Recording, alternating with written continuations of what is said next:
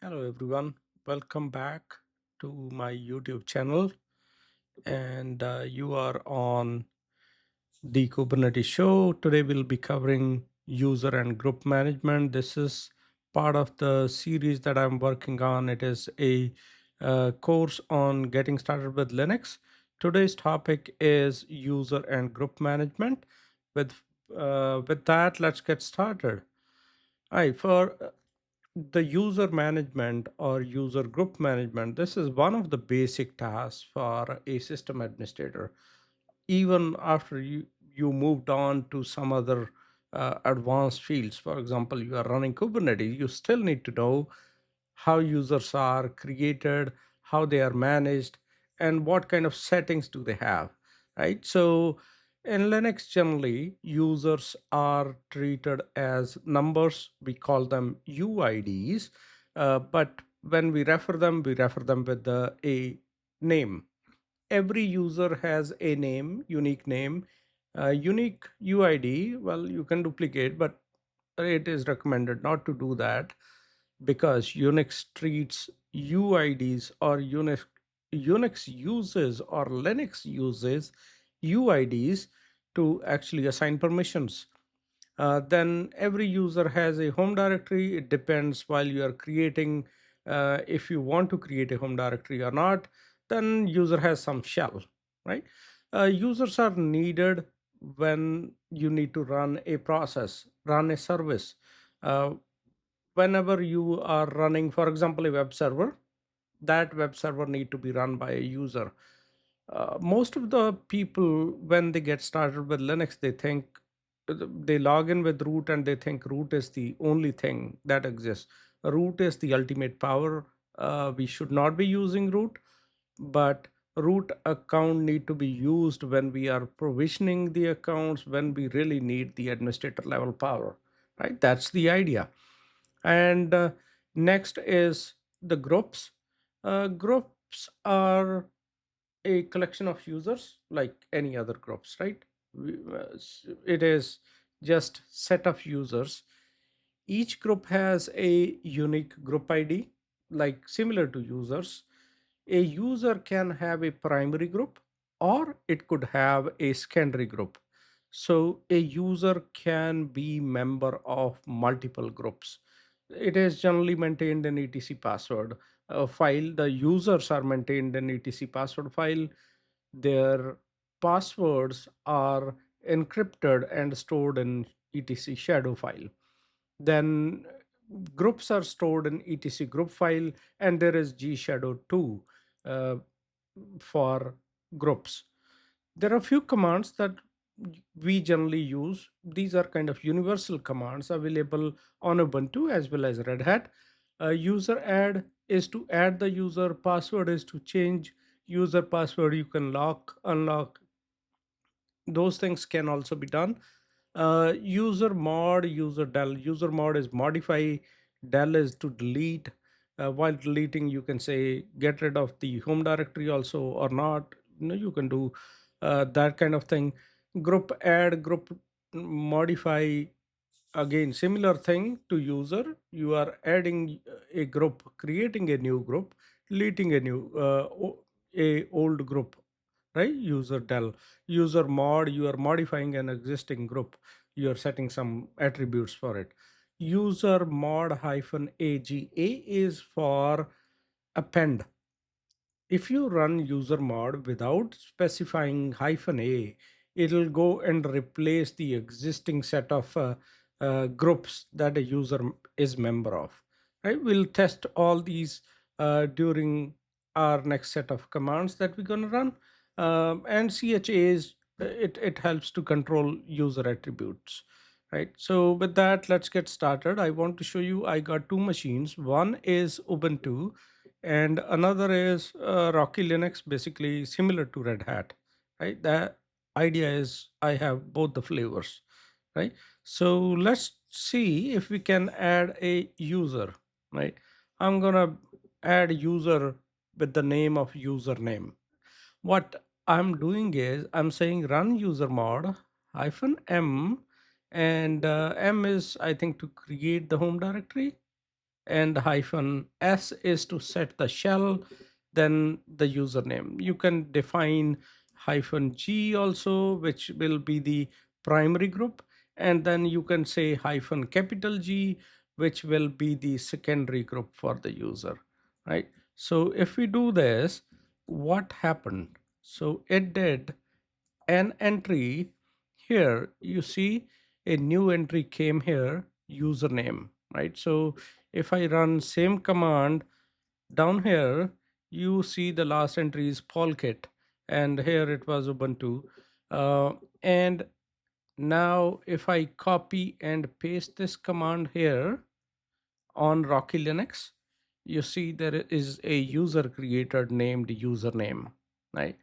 And you want to learn more about any of these command, always run man pages, man user add, and that's how you get help for it.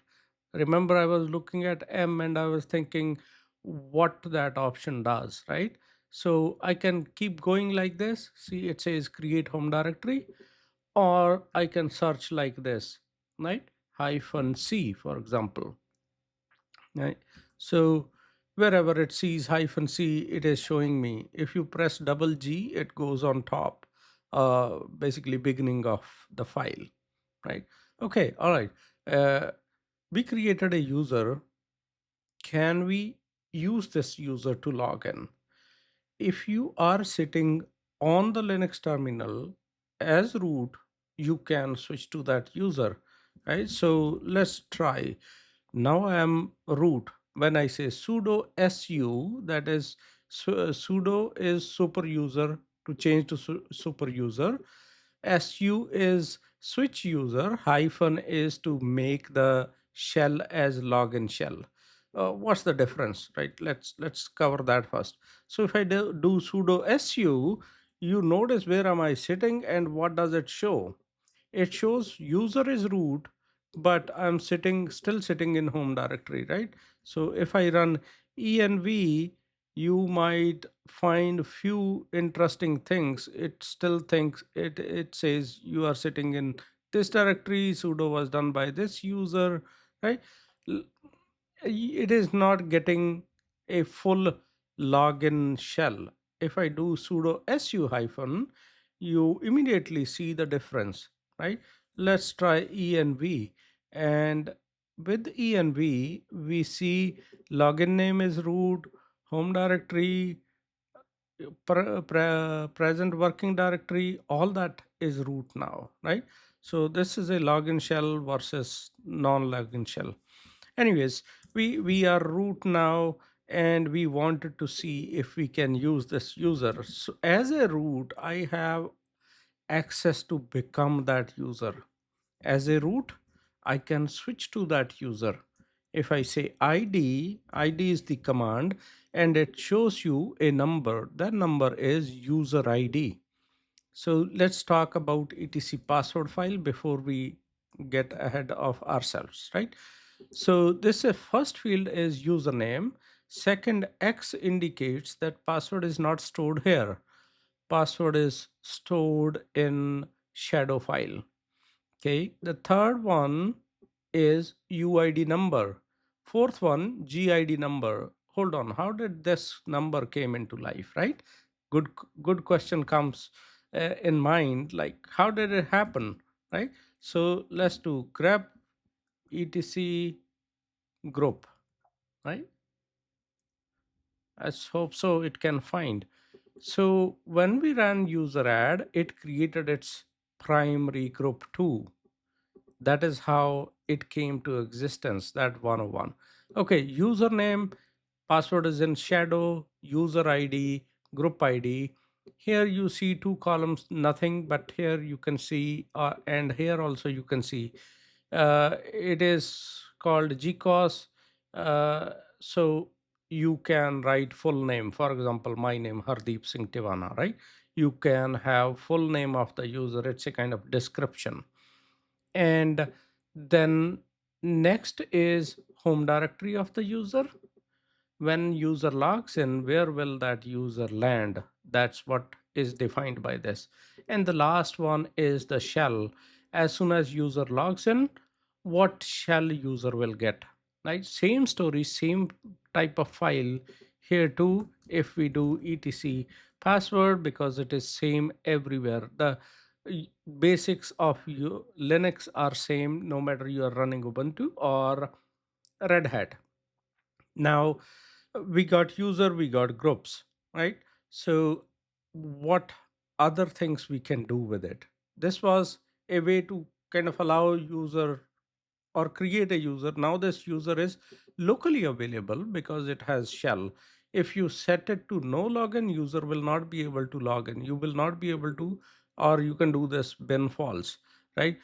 There are some system daemons, for example sshd. It's a service. To run it needs a user id, which is 105 here, right? And on this side also it'll have something similar for ssh.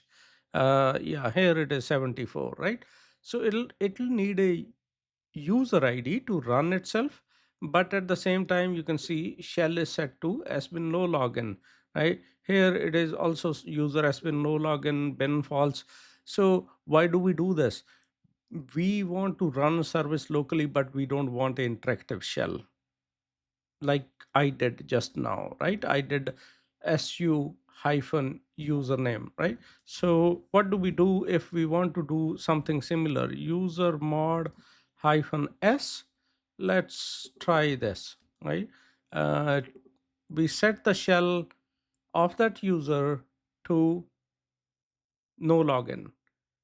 Look at this. What's the difference? It says currently not available, right? So let's revert it back and make it bin bash and try again. Yes, I'm able to switch. Okay, so now you understand what is the difference between, or why somebody will use this. We saw user mod command to change the shell. Same way you can change the other fields too. You know, for example, you want to change the group, right? So AG, like this, right? First you give the uh, a- group name, and then you give the, for example, let's give it 1,000, right? Or Ubuntu, right? Then the username. Now what did it do, right? Good question. uh, if we do su hyphen username, it doesn't show any difference. ID doesn't show any difference except this new thing, right? So cat etc password, no difference at all. Cat etc group, here we see the difference. User got added here, right? The etc group file, the syntax for this is group name, again g shadow, group id, and users. It is a kind of comma separated list. You can keep adding users in this. Like here, one example already shown, Ubuntu and syslog, right? Anyways, how do we remove it? uh, we can modify that file, or we can. Oh, so we do username hyphen g.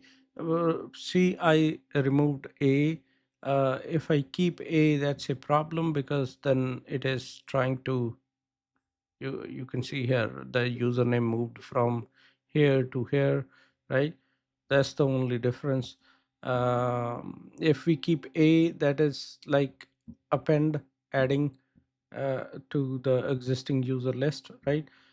For example, if I say a, then Ubuntu, you do this. Let's do grep, and you can see user is here and here. ID, you can see this is GID, and these are the secondary groups for the user, right? Okay, getting back to the other commands, password. So password command is used to set password, uh, change password. Users can run it themselves if they are allowed. So you can say it is asking for current password and there is no current password set, right? So we will not be able to do this. What's the solution? We can maybe let root user set the password and give the username. I'm setting the password as username itself, right? So su username, and now I should be able to set current password is username, new password is password, and password, right? We can control how difficult it need to be. If there are security requirements, those can be configured. But it is that this is what you do, right? Let's try logging in. Localhost ssh, uh, localhost. Yes, I'm not specifying the username. It's not allowed. Why? Because etc ssh deconfig. It might be kind of controlled here that ssh is not allowed. But anyways, that is not the topic. But you see how you can change password.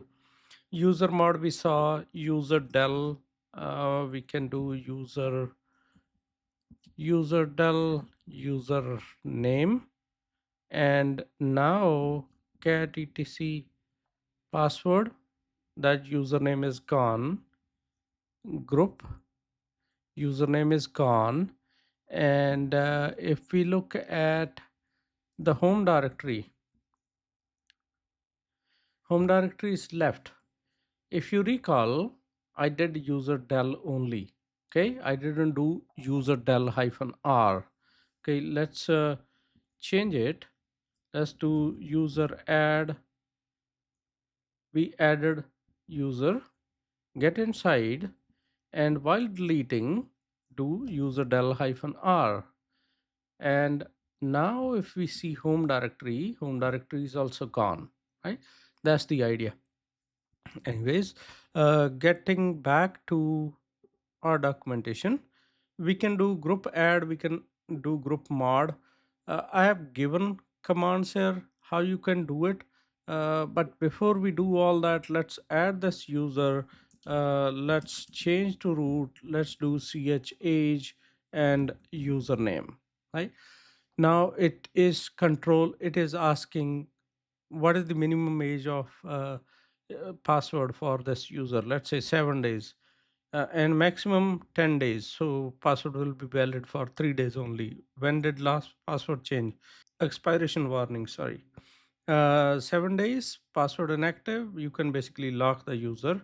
You don't need to provide information for everything, but you can keep doing enter, enter, enter, right? So we did that, but there is no change, nothing. We don't see anything, right? All this information that ch age changed, it went into file called shadow. Okay, the shadow file, etc shadow, it is very tightly controlled. Okay, if it is so tightly controlled, how a user is allowed to change its own password, right? That question comes into mind. That is because if you recall, in our previous lesson, we talked about set UID. So let's see which PASSWT. So I'm asking where is the pass WD lying. If I say stat, it gives you 4755. This 4 is set UID. This S also says it is set UID. Right? This is how you figure out how users who don't have any access to even read the shadow file are able to change their password.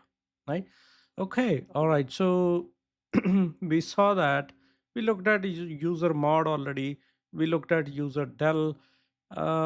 I'll keep today's session limited to these things only. I don't want to confuse you more, but this was the idea.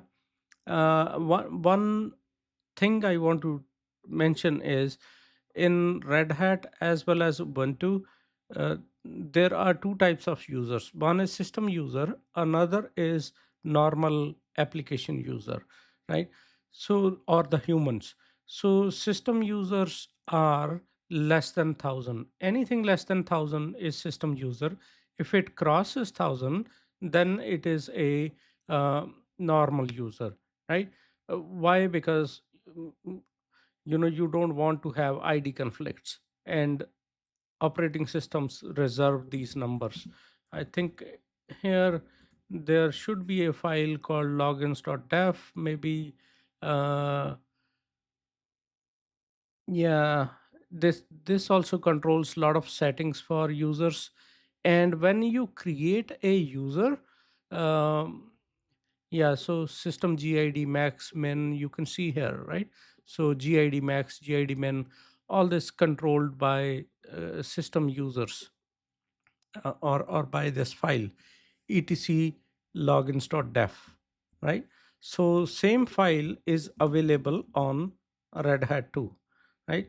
And one more thing, when you create a user, we just created that user, right? The username user, right? So if we do lsltr and look at hidden files, there are three files already. How did these files come? We didn't create it. There is a file called dot profile, right? Dot bash rc. They do have some content too, right? These are hidden files, because when we do lsltr and a is showing all the files. Bash logout, there is a file for bash logout too, right? So how did it come? It comes from etc scale. So here in this etc scale directory, if you go into that directory and look, you'll see files. These are the files that get copied when you create a user. This is called skeleton directory. This skeleton gets populated in the home directory of every user. So if you want to define something that should be available for every user as soon as they are getting created, define it here and they'll have access to it, right? They'll have access to it and they will be able to control also. There are ways to do it globally. For example, etc uh, bash profile, there was something, yeah, profile, there is etc profile, there is profile.d, and then shell specific files, right? So when a user logs in, all these files get executed. So if you place something in etc profile.d, for example for bash, it'll get executed. And if user shell is bash, if it is some other shell, accordingly it'll get kind of executed, right?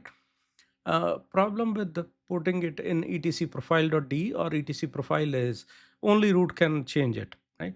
But we want our user that was learn, or username user, right? We want this guy to be able to modify the files. If you do lsltr, you can see owner is username and group owner is username. He has full control to modify these files. That's why Scale is a better place when you want to give control to users to do this. Um, with that, I'll close. I'll see you during next week. I think, I hope you learned something from this. If you have any comments, any suggestions you like to see more, please comment on my video, like and subscribe, and share. Thank you so much. I'll be pasting a link also to this uh, GitHub repository. We'll see you next time. Take care. Bye bye.